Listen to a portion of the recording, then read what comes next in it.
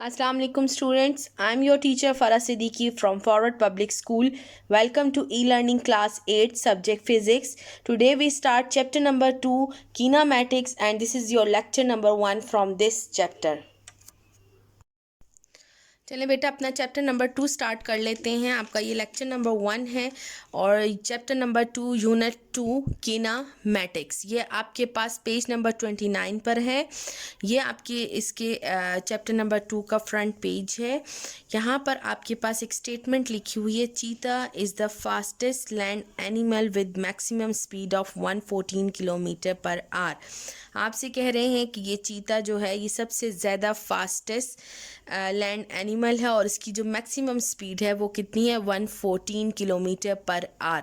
ये इसी चैप्टर से स्टेटमेंट रिलेट कर रहा है और जब हम इस चैप्टर को रीड कर लेंगे, डिस्कस कर लेंगे, तो हमें ये जो स्पीड आपकी 114 किलोमीटर पर आवर आपको ये जो न्यूमेरिकल वैल्यू दी है, मैग्नीट्यूड दिया है, इस चीज़ को आप क्लियर हो सकेंगे कि ये आपके पास आपको स्पीड गिवन है और स्पीड स्पीड कैसे कैलकुलेट करते हैं, उसका स्पीड का यूनिट क्या है, ये सब कुछ आपको इस चैप्टर में हमें समझ आ जाएगी। Chapter name is kinematics. Basically it is the sub branch of mechanics. और मैकेनिक्स आपके पास क्या थी? Mechanics is the branch of a physics in which we study the motion of an object. फिर हमने कहा था मैकेनिक्स को हमने 2 सब ब्रांचेस में डिवाइड किया है, number 1 kinematics and number 2 dynamics. So this is the sub branch of kinematics. ठीक है, तो अब किनेमैटिक्स को हम डिस्कस कर लेते हैं कि किनेमैटिक्स आपके पास इफ़ेक्ट को हम यहाँ डिस्कस करते हैं कि आपके पास बॉडी इज़ इन मोशन है तो वो किस टाइप ऑफ मोशन में है, कितनी स्पीड है, कितना डिस्टेंस कवर किया है, तो ये सब कुछ हम इस चैप्टर नंबर 2 में डिस्कस करेंगे। ना ओपन पेज नंबर 30 आपके पास यहाँ से स्टार्ट हो रहा है आपका यूनिट 2। तो देखिए फर्स्ट ही आपको यहाँ पे इन्होंने लिख दिया है mechanics is the oldest of all physical sciences. तो आपके पास मैकेनिक्स जो है वो सबसे पुरानी फिज़िकल साइंसेस की ब्रांच है। Mechanics deals with the study of motion of object. Mechanics किसके साथ डील कर रहा है? Mechanics deals with the study of motion of objects. Mechanics में हम मोशन ऑफ ऑब्जेक्ट को पढ़ते हैं। ऑब्जेक्ट मोशन में है तो वो मैकेनिक्स में आता है। ठीक है, everything in our universe is in state of motion. हमारी कायनात में जितनी भी चीज़ें हैं वो सब की सब मोशन में हैं। ठीक है, our solar system moves through space in the Milky Way galaxy. ठीक है, हम मिल्की वे गैलेक्सी में हैं तो हमारा सोलर सिस्टम जो है वो स्पेस में आपके पास मिल्की वे गैलेक्सी में आपके पास जो है वो पूरा मूव कर रहा है। ठीक है, अर्थ रिवॉल्व्स अराउंड द सन। अर्थ जो है वो सन के गिर्द घूम रहा है, while rotating about it's on axis, लेकिन वो अपने एक्सिस के अराउंड भी घूमता है। ये चीज़ आप लोगों ने प्रीवियस क्लासेस में पढ़ी होगी कि आपके पास जो अर्थ है वो 2 टाइप्स ऑफ मोशन में है। कैसे? आपके पास सन के अराउंड भी मूव कर रहा है और अपने एक्सिस के अराउंड भी रोटेट हो रहा है। People, animals, air and countless other objects move about an earth's surface. People हो गए, एनिमल्स हो गए, एयर है, काउंटलेस बहुत सारी चीज़ें हैं जो अर्थ के इर्द गिर्द या अर्थ की सरफेस पर जो है वो मोशन में है। The elementary particles that make up all matter too are constantly in motion. हत्ता कि जो एलिमेंट्री पार्टिकल्स हैं जो कि मैटर से बने हैं वो भी आपके पास कॉन्स्टेंटली मोशन में है। ठीक है, there are 2 branches of mechanics. ये इस ब्रांच की आपसे मैंने पहले भी बात की कि ब्रांचेज में हमने मैकेनिक्स को 2 ब्रांचेज में डिवाइड किया है, number 1 kinematics and number 2 dynamics. ठीक है, kinematics will be focus of study in this unit. हम इस यूनिट में किनेमैटिक्स को डिस्कस कर रहे हैं। ठीक है, kinematics is derived from Greek word for motion. Kinematics basically किसके लिए डिराइव ग्रीक वर्ड है और इसका मतलब है मोशन। ठीक है, Kinematics is the branch of physics which deals with the study of motion without going into detail of what caused the motion. हम सिर्फ मोशन को तो डिस्कस करते हैं, लेकिन हमें कॉज से लेना देना नहीं, हम कॉज के बारे में बात नहीं करते कि ये बॉडी अगर मोशन में आई है तो किस वजह से आई है, हम वजह को यहाँ डिस्कस नहीं करते, हम सिर्फ मोशन को यहाँ डिस्कस करेंगे, ठीक है। चलिए टॉपिक 1 अपना स्टार्ट कर लेते हैं, 2.1 which is rest and motion. अब जब हम मोशन को डिफाइन करेंगे तो हमें फिर रेस्ट के बारे में भी पता होना चाहिए, ठीक है। तो what is rest? A body is at rest to an observer if it does not change its position with respect to an observer, ठीक है।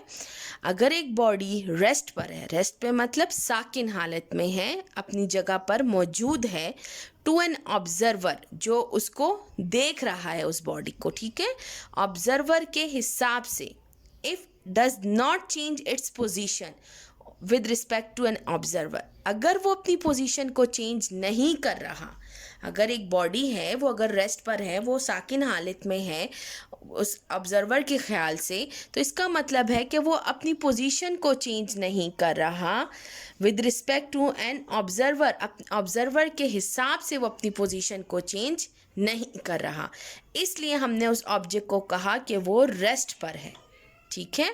A body is in motion, अब अगर हम मोशन की बात करते हैं, अगर एक बॉडी मोशन में है with respect to an observer, किसी भी ऑब्जर्वर के हिसाब से, तो इट्स मीन कि वो क्या कर रहा है, if it changes its position with respect to that observer, तो फिर वो अपनी पोजीशन चेंज कर रहा है उस ऑब्जर्वर के हिसाब से, दैट्स वाई हमने उसको कहा कि वो मोशन में है। तो इस बात का ये मतलब है रेस्ट एंड मोशन जो है वो रिलेटिव टर्म्स हैं, वो आपके पास एक दूसरे से रिलेट कर रही हैं, ठीक है। हम अब हमने कीनेमैटिक्स में ये चीज़ हम पढ़ रहे हैं कि हम किसी ऑब्जेक्ट के बारे में अगर उसकी स्टेट को डिफाइन कर रहे हैं, अगर ये आपके पास एक बुक है और मैं इस बुक को देख रही हूँ और मैं कह रही हूँ कि ये बुक जो है वो आपके पास रेस्ट पोजीशन पे है, तो ये मेरे मुताबिक ये रेस्ट पोजीशन पे है, इसको रेस्ट पोजीशन, रेस्ट बताना इस बुक का या इस बुक का मोशन बताना, इसकी स्टेट बताने के लिए मुझे ऑब्जर्वर डिफ़ाइन करना है, मुझे ऑब्जर्वर ज़रूर डिफ़ाइन करना है। विदाउट ऑब्जर्वर डिफाइन किए मैं इस बुक की स्टेट नहीं बता सकती कि ये बुक स्टेट ऑफ रेस्ट में है या स्टेट ऑफ मोशन में है।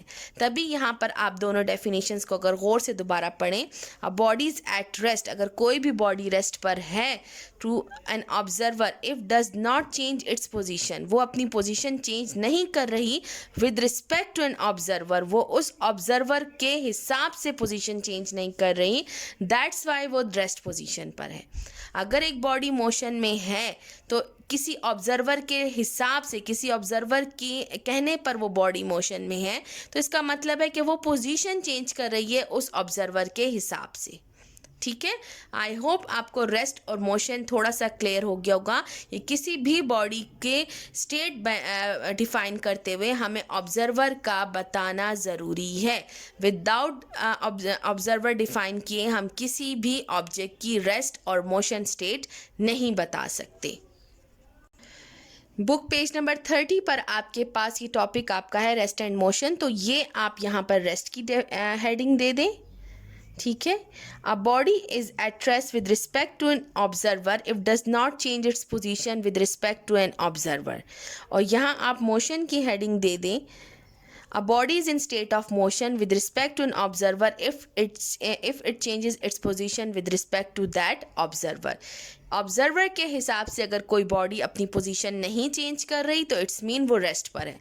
अगर अब बॉडी उस ऑब्जर्वर के हिसाब से पोजीशन चेंज कर रही है तो इट्स मीन वो बॉडी इज़ इन मोशन है। अब पोजीशन का वर्ड हम बार बार यूज़ कर रहे हैं तो हम पोजीशन फिर डिफाइन भी कर दें कि what is position in physics. तो ये आपके पास पोजीशन यहाँ डिफाइन की हुई है, in order to describe the motion of an object. अगर किसी भी ऑब्जेक्ट की मोशन डिफाइन करनी है, डिस्क्राइब करनी है, we must first be able to describe its position, हमें उसकी इनिशियल पोजीशन बतानी होगी पहले, where it is at any particular time, किसी भी टाइम पर वो कहाँ पर था, ठीक है। More precisely we need to specify its position relative to its convenient reference, और हमें जब उस पोजीशन को डिफाइन करना है, स्पेसिफाई करना है, तो फिर हमें किसी रेफरेंस पॉइंट के हिसाब से जो कन्वीनियंट हो, ठीक है, उस कन्वीनियंट रेफरेंस के हिसाब से हमें उसकी उस पोजीशन को डिफाइन करना हो। तो पोजीशन बेसिकली क्या है आपके पास, इसको आप हाईलाइट कर लें कि पोजीशन आपके पास है, पोजीशन इज़ द लोकेशन, ठीक है, position is the location of object relative to some reference point, ठीक है। पोजीशन आपके पास क्या है, वो लोकेशन होती है, वो जगह बताती है कि ऑब्जेक्ट आपके पास कहाँ है, relative to some reference point, किसी रेफरेंस पॉइंट के हिसाब से। Earth is usually taken as reference, हम मोस्टली जब क्योंकि हम सरफेस ऑफ अर्थ पे चीज़ों को डिफाइन कर रहे हैं, तो हम अर्थ को ही क्या नाम रेफरेंस पॉइंट लेते हैं।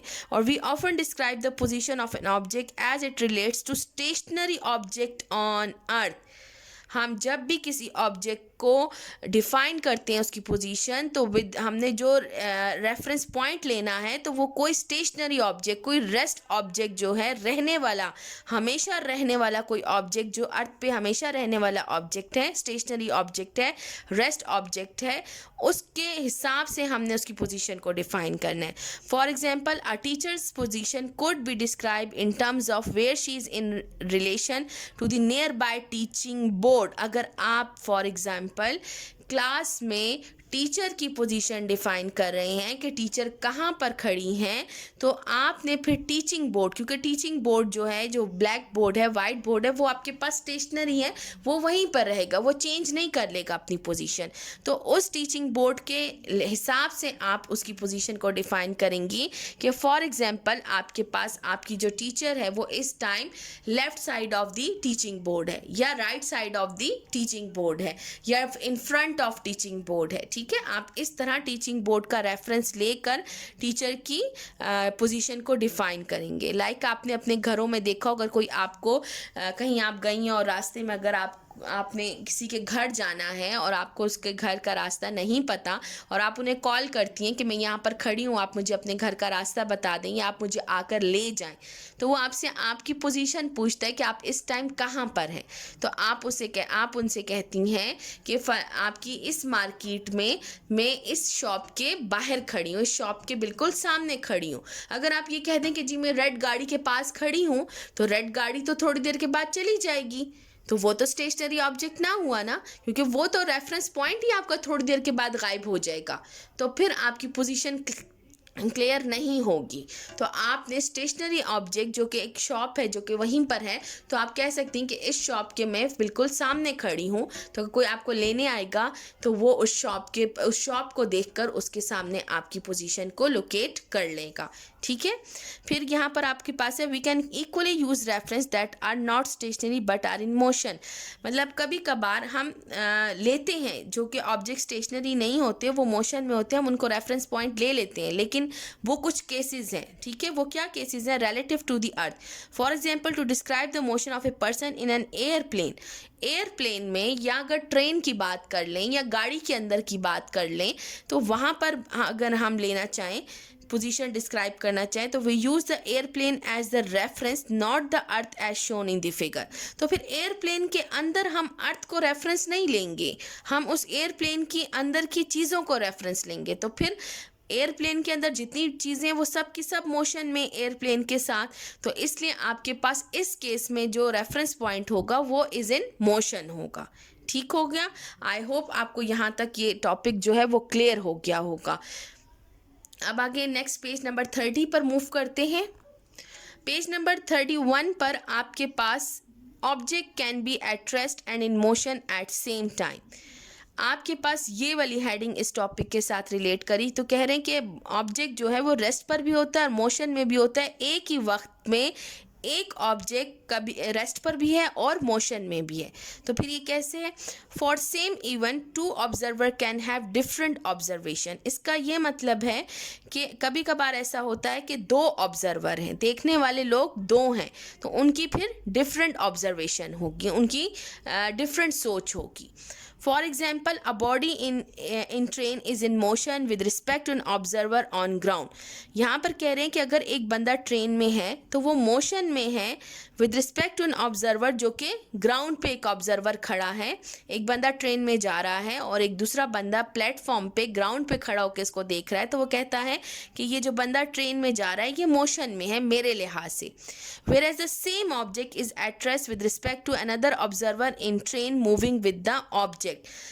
लेकिन अगर उसी ट्रेन में एक और बंदा उसके साथ बैठा हुआ है और वो कहता है कि मेरे हिसाब से ये वाला बंदा जो है वो रेस्ट पर है, ठीक है। Thus the motion and rest are not absolute but relative terms. इसको भी हाईलाइट कर लें, ये जो समझने वाली चीज़ है आप लोगों के लिए, कि इसका मतलब है कि मोशन और रेस्ट जो है वो एब्सोल्यूट नहीं है, वो इंडिपेंडेंटली आप डिफाइन नहीं कर सकती, वो रिलेटिव टर्म्स हैं, वो एक दूसरे के साथ लिंक कर रही हैं, ठीक है। This means that we have to specify the observer. इसका मतलब है कि हमें ऑब्जर्वर ज़रूर स्पेसिफाई करना है वाइल टेलिंग द रेस्ट और मोशन ऑफ द बॉडी। जब भी हम किसी ऑब्जेक्ट की स्टेट को डिफाइन करेंगे कि आया ये रेस्ट पर है या मोशन में है, तो उसके लिए हमें स्पेसिफाई ज़रूर करना है किस ऑब्जर्वर के लिहाज से। अब क्यों? क्योंकि इस वाले केस में क्या हुआ कि वही बंदा जो ट्रेन में बैठा हुआ था उसको ग्राउंड से कोई देख रहा था, तो उसने कहा कि ये मेरे लिहाज से मोशन में है क्योंकि इसका और इसकी और मेरी पोजीशन चेंज हो रही है, मेरे और इसके दरम्यान में डिस्टेंस चेंज हो रहा है। लेकिन उसी बंदे के साथ जो उसका फेलो पैसेंजर बैठा था उसने कहा कि नहीं, मेरा और इसकी पोजीशन चेंज नहीं हो रही, इसकी और मेरा डिस्टेंस चेंज नहीं हो रहा, तो मेरे मुताबिक ये बंदा रेस्ट पर है। तो दो डिफरेंट ऑब्जर्वर हैं, तो दो डिफरेंट आपके पास स्टेट्स डिफाइन हो रही हैं, लेकिन ऑब्जर्वर डिफाइन हो रहा है किस ऑब्जर्वर के हिसाब से, ठीक है। Rest and motion are relative. अब रेस्ट और मोशन रिलेटिव कैसे हैं? एज पोजीशन नीड्स रेफरेंस, जैसे पोजीशन के लिए रेफरेंस ज़रूरी है, therefore rest and motion also need specification of observer. Rest and motion define करने के लिए भी हमें ऑब्जर्वर की ज़रूरत है। Move to 32 page number. For example one teacher changes her position. अब एग्जाम्पल के तौर पे इन्होंने कहा है कि अगर टीचर अपनी पोजीशन चेंज करी in the classroom while students are sitting on their chairs. अगर हम एग्जांपल ले लेते हैं कि एक क्लासरूम में स्टूडेंट्स भी बैठे हुए हैं और टीचर उन्हें टीच कर रही हैं, तो अब टीचर जो है वो कंटिन्यूसली मोशन अपनी पोजीशन चेंज कर रही है, तो बच्चों के लिहाज से वो टीचर जो है वो इज़ इन मोशन है, ठीक है। According to student observation the teacher is in motion, क्योंकि टीचर और बच्चों के दरमियान का डिस्टेंस चेंज हो रहा है, तो बच्चों के लिहाज से क्या हुआ कि टीचर जो है वो मोशन में है। Interestingly teacher while moving also observe the student to move as well. अगर हम कहते हैं कि टीचर भी बच्चों को ऑब्जर्व कर रही हैं और वो उनकी स्टेट डिफाइन कर रही हैं, तो वो कहती हैं कि बच्चे भी मोशन में हैं। क्यों? क्योंकि बच्चों का और उनके दरमियान का भी डिस्टेंस चेंज हो रहा है। बेशक बच्चे अपनी चेयर्स पे बैठे हैं, लेकिन उन्हें टीचर ऑब्जर्व कर रही है और टीचर इज इन मोशन है, तो इसने कहा ये ऑब्जेक्ट भी मोशन में है क्योंकि मैं और ये जो है पोजीशन चेंज कर रहे हैं। सिमिलरली व्हेन सारा leaves in train her cousin John seize her of. यहाँ पे आप फिगर 2.1 में देख लें कि आपके पास जो है वो सारा ट्रेन के अंदर है और वो ट्रेन से बाहर देख रही है, ठीक है। और यहाँ पे when John sees from platform, अब ये ट्रेन इस डायरेक्शन में मूव कर रही है और जो आपके पास वो जॉन है वो प्लेटफॉर्म पे खड़ा है, ठीक है।